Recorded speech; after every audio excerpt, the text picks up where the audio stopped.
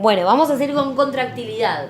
La contractilidad es la propiedad intrínseca que va a tener la fibra miocárdica. Independiente de la cantidad de la precarga y la poscarga. Más allá de eso, es la propiedad intrínseca que tiene esta fibra miocárdica. De modificar la fuerza y la velocidad con la que el ventrículo se va a contraer. Depende fundamentalmente de la concentración del ion calcio. Entonces, la contractilidad, acordémonos, depende de donde dice acá, fundamentalmente. Entonces, depende de calcio, ¿sí? Factores que van a modificar esta contractilidad intrínseca del músculo. Y tenemos factores intrínsecos. Y a ver qué otros factores tenemos. Y factores extrínsecos. O sea, van a haber dos cosas que van a... Estaba medio mal la definición antes, porque si te dice que es algo intrínseco de la fibra miocárdica... Pero bueno, también supongo, a ver si lo estoy pensando bien. No, bueno, que si capaz, no sé, tenés un déficit de calcio, qué sé yo, eso va a ser algo extrínseco al fin y al cabo. Entonces, ¿cuáles son los factores que van a modificar la contractilidad? Intrínsecos. Son aquellos factores que se originan en la propia fibra muscular y que no dependen del control del sistema, ni nervioso ni humoral. Entonces, intrínseco es lo que no depende del sistema nervioso o el sistema hormonal. Tenemos fenómenos homeométricos que producen modificaciones de la tensión o fuerza de contracción de la fibra sin variaciones de la longitud inicial y corresponden al efecto Bowditch. Y después tenemos factores heterométricos. Entonces tenemos factores homeométricos y factores heterométricos. Factores homeométricos son estos que producen modificaciones de la tensión o de la fuerza de contracción sin variaciones de la longitud inicial. Bowditch o fenómeno de escalera. ¿Y qué dice? Que cuando se produce un incremento de la frecuencia cardíaca, se observa un aumento proporcional directo de la contractilidad.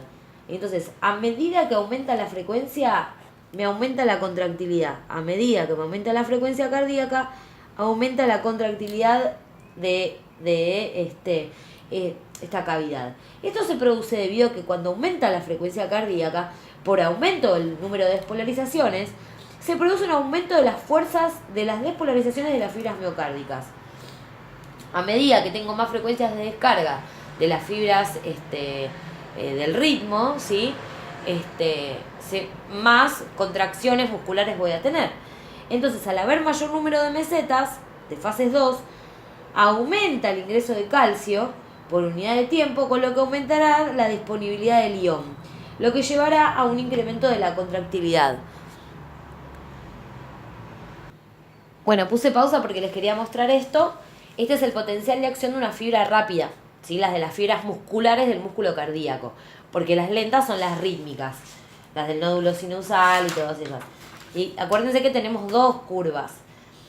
Esta es la de una fibra lenta, las del nódulo sinusal, aurículo ventricular, que tiene una fase 0, una 1, 2, como que no hay meseta, pero acordémonos fundamentalmente que en una fibra rápida, en las musculares, yo voy a tener una fase de meseta en donde primero se va a despolarizar, se va a hacer el medio interno más positiva por el ingreso de sodio. Y esto se va como a mantener, ¿por qué? Porque el sodio quizás empieza a salir, pero el calcio entra. Entonces, como se favorece que entre calcio, me sigue manteniendo esta positividad. Entonces, lo que dice esta ley, sí, fácil, vamos a decirlo, la ley de Bowditch es esto, que a medida que yo aumento las despolarizaciones en las fibras lentas, voy a tener más contracciones miocárdicas. Por ende, voy a tener más mesetas, más ingreso de calcio y me va a aumentar esta fuerza de contracción. Entonces, al haber mayor número de mesetas, aumenta el ingreso de calcio por unidad de tiempo, con lo que aumenta la disponibilidad del ion, lo que llevará a un aumento de la contractilidad.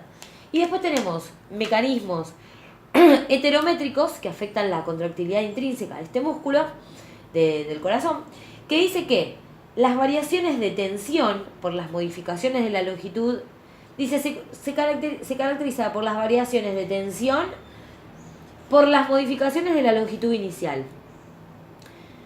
Bueno, El de Bowditch no tiene que ver con la longitud inicial. Ahora, el heterométrico sí. Dice, el ejemplo típico lo constituye la ley de Starling o la ley del corazón. Esta ley, la ley de Starling, se define como la capacidad del ventrículo intacto de variar la fuerza de contracción latido a latido dependiendo de las condiciones de carga al momento inicial de la contracción.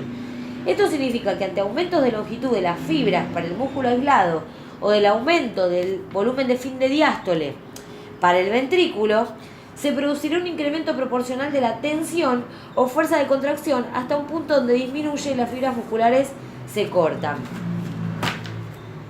El punto óptimo de la contracción cardíaca se alcanza cuando el estiramiento del sarcómero es de 1,8 micrones y de 2,2 micrones que se encuentra al límite de la precarga. La diferencia que existe entre el límite entre la precarga y el punto óptimo de rendimiento cardíaco se conoce como reserva de precarga. No creo que esto lo pregunten, pero por las dudas, ¿qué es la precarga? La reserva de precarga es la diferencia que existe entre el límite de precarga y el punto óptimo de rendimiento cardíaco. O sea, es como con lo máximo que puedes ejercer, o sea, no sé. Bueno, entonces estos eran los factores intrínsecos, que es lo en sí lo que tiene que ver con la fibra miocárdica, que no tiene que ver ni con la pre ni con la poscarga. Entonces dijimos que tenemos factores que modifican la contractilidad de esta fibra y son intrínsecos, que son que no dependen de la longitud inicial, que tiene que ver con la cantidad a medida que aumentan las contracciones, las despolarizaciones me aumentan la fuerza de contracción, y después tenemos los heterométricos que tienen que ver con la longitud inicial de la fibra, y que cuanto más tensión, cuanto más se alarga, después, más se va a contraer. Y después tenemos los factores extrínsecos, que son que no dependen de la fibra cardíaca, sino que dependen de la estimulación nerviosa y humoral. Va a depender fundamentalmente del sistema nervioso simpático y parasimpático. Actividad del sistema nervioso simpático. Es el factor más importante que regula la contractilidad cardíaca. Es la cantidad de noradrenalina que se va a liberar por las terminaciones nerviosas simpáticas, lo que condiciona su acción sobre los receptores beta-adrenérgicos del miocardio. Acordémonos que son receptores beta-adrenérgicos, receptores beta son, beta 2. Cambios rápidos en la contractilidad se deben a las variaciones de la cantidad de impulsos nerviosos que pasan por el sistema adrenérgico del corazón. Este es el mecanismo más importante por el que se producen en condiciones fisiológicas alteraciones súbitas de la curva de función ventricular y de la relación fuerza-velocidad. O sea, lo que en condiciones fisiológicas más me va a modificar esta contractilidad muscular, que va a aumentar las 4 funciones miocárdicas, va a ser el sistema nervioso simpático. Después, y lo vamos a desglosar, dice catecolaminas circulantes. Las catecolaminas liberadas por la médula suprarrenal por efecto de la estimulación adrenérgica aumentan la frecuencia cardíaca y la contractilidad al estimular a los receptores beta, como les dije antes. Este mecanismo es más lento que la respuesta a la liberación de noradrenalina por los nervios cardíacos, pero es importante en situaciones de hipovolemia o por insuficiencia cardíaca congestiva. O sea, yo voy a tener la noradrenalina que me va a mandar directamente los nervios cardíacos, y después voy a tener las catecolaminas liberadas por la glándula suprarrenal. ¿Que cuáles eran? Lo tengo acá. Y esto va a ser un poquitito más lento, ¿sí? Y después tenemos, y más que nada tengamos en cuenta que esto lo va a regular el riñón y todo, y va a tener que ver más con nada con una caída, con una hipovolemia, ¿sí? O con una insuficiencia cardíaca congestiva. Y después, fármacos, por ejemplo, tenemos poder tener a los ionotrópicos o a los digitálicos. A ver dónde voy con el tiempo, no me queda un poquitito. Bueno, índices de contractilidad, ¿no? ¿Cómo vamos a evaluar, ¿sí?, esta contractilidad? La fracción de eyección. La fracción de eyección es la relación que hay entre la cantidad de sangre eyectada y la cantidad total de sangre dentro del ventrículo previo a la eyección. Es el volumen sistólico por el volumen de fin de diástole por 100.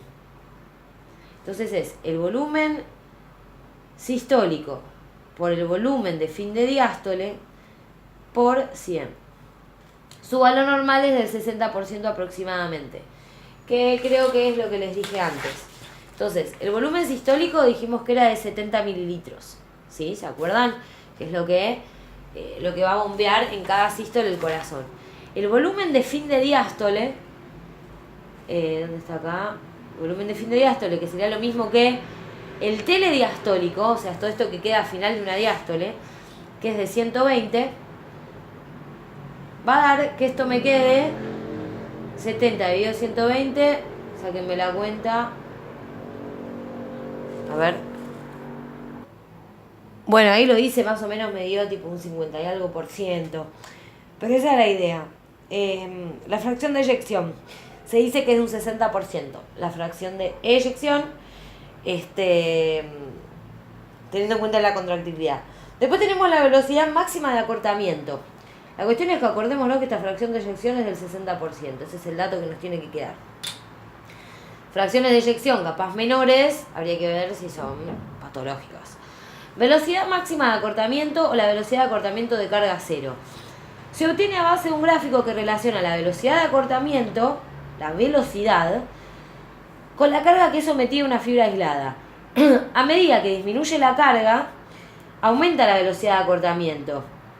¿No? A medida que disminuye la carga, aumenta la velocidad de acortamiento, pero lo hace de manera exponencial, de manera que inicialmente la velocidad aumenta levemente y luego en cargas menores lo hace abruptamente.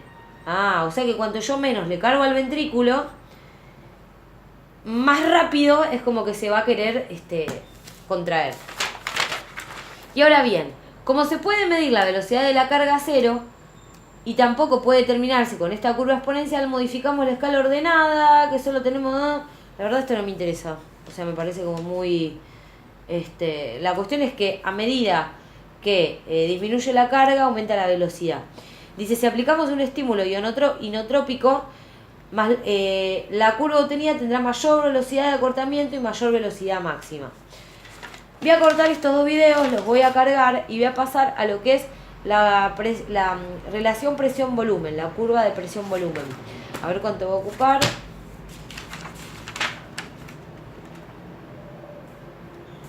Bueno, es un poquito larguito, así que voy a cargar estos videos y voy a seguir.